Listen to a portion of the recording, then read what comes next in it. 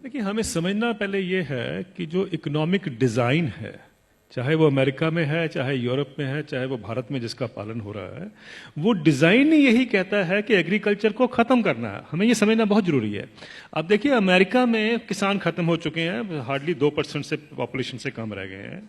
Europe में हर minute में एक किसान खेती छोड़कर जा रहा है, और भारत में और चाइना में या डेवलपिंग कंट्रीज में अब सारा जोर है। अभी आपको याद होगा, रघुराम राजन साहब भी खुद कहते थे कि सबसे बड़ा रिफॉर्म भारत में तब होगा जब हम खेती से लोगों को निकालकर शहर में ला सकते हैं, क्योंकि शहर में दिहाड़ी मजदूर की जरूरत है। ये हमें समझना है, ये इकोनॉमिक पॉलिसी का डिजाइन है। अगर आप नेशनल स्किल पॉलिसी का डॉक्यूमेंट देखें तो उसमें लिखा हुआ है कि 57% से हमें, पहले तो उन्होंने 18% कहा था, 18% पे हम गांव की जो एग्रीकल्चर की जो पॉपुलेशन है उस पर ले आएंगे। फिर उन्होंने कहा 38% पे अब आ गए हैं, 57 से 38% कर देंगे वो 2022 तक। यानी ये सोची समझी रणनीति का एक हिस्सा है कि किसानों को खेती से बेदखल करना है, शहरों में लेके आना है। ये हमें जानना बहुत जरूरी है। जब हम ये जान जाते हैं तो उसके लिए जो पूरा इकोनॉमिक ढांचा बनाया जाता है। अब जैसे बताया आपने पहले कि देखिए क्राइसिस है, इतने सालों से किसान को इनकम नहीं मिल रही है। जब हम दूसरे सेक्शन को देखते हैं, मैं इसका एक उदाहरण देता हूं सिंपल सा।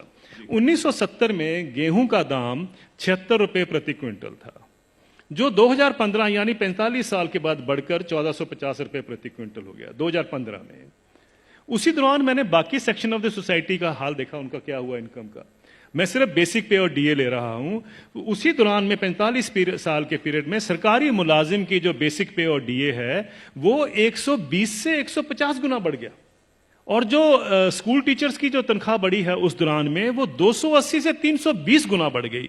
और जो कॉलेज के यूनिवर्सिटी प्रोफेसर्स हैं उनकी तनख्वाह 150 से 170 गुना बढ़ी है उस 45 साल के पीरियड में। किसान की जो इनकम है, जो गेहूं के दाम से या धान के दाम से आप नापेंगे, वो 19 गुना बढ़ती है। अगर ये जितने सरकारी मुलाजमों की भी अगर इनकम 19 गुना बढ़ी होती तो ये नौकरी छोड़ चुके होते आज तक। प्रॉब्लम यह है कि किसान का हक क्या बनता है। अगर हम 45 साल के बाद जब उसको 1450 रुपए मिले थे, अगर मैं 100 गुना भी उसकी इनकम बाकी इनकम पैरिटी के नॉर्म से चलता हूं, तो उनकी इनकम जो है या उनका मिनिमम सपोर्ट प्राइस जो है वो 7,600 रुपए प्रति क्विंटल बनता था। ये उनका हक है।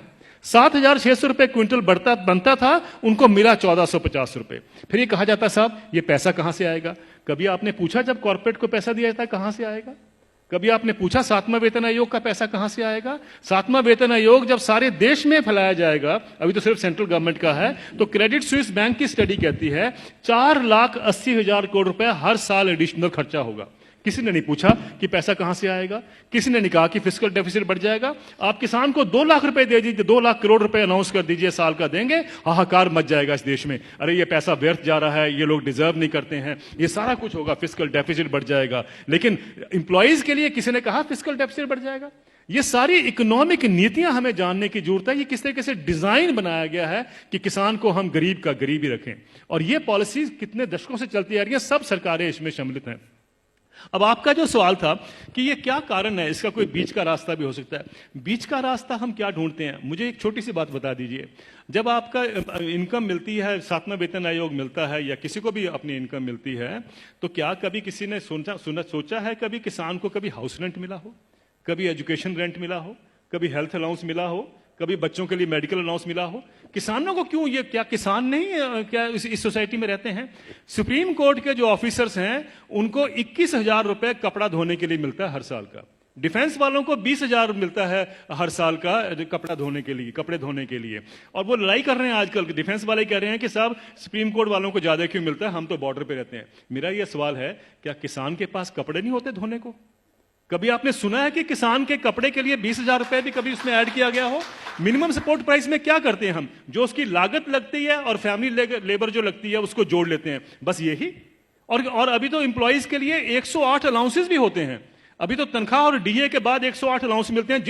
जिस भी सज्जन को 108 अलाउंस मिलते हैं उसको तनख्वाह की क्या जरूरत है, मुझे ये बता दीजिए। लेकिन अगर मिलते हैं तो मैं ये नहीं कहता कि नहीं मिलने चाहिए, लेकिन क्या किसान ने क्या गलत किया है कि उसको नहीं मिलते हैं? मैं ये कहना चाहता हूं, कभी किसान के एमएसपी में हाउस रेंट जोड़ा गया है, कभी उसका मेडिकल अलाउंस जोड़ा गया है, कभी उसके बच्चों के लिए एजुकेशन अलाउंस जोड़ा गया है? क्यों? क्या उसने बच्चे नहीं पालने हैं? हम ये क्यों मान के चलते हैं कि किसान तो हमारे देश के ऊपर बोझ है, इसके ऊपर हम दान कर रहे हैं? आप दान नहीं कर रहे हैं, आप उसको एक्सप्लॉइट कर रहे हैं, आप किसान को निचोड़ रहे हैं और उसी के साथ आपकी अर्थव्यवस्था चलती है। यह अर्थव्यवस्था के जब तक हम ढांचे को नहीं देखेंगे, हमें समझ नहीं आएगा कि किसान को मार इतने सालों से क्यों पड़ रही है।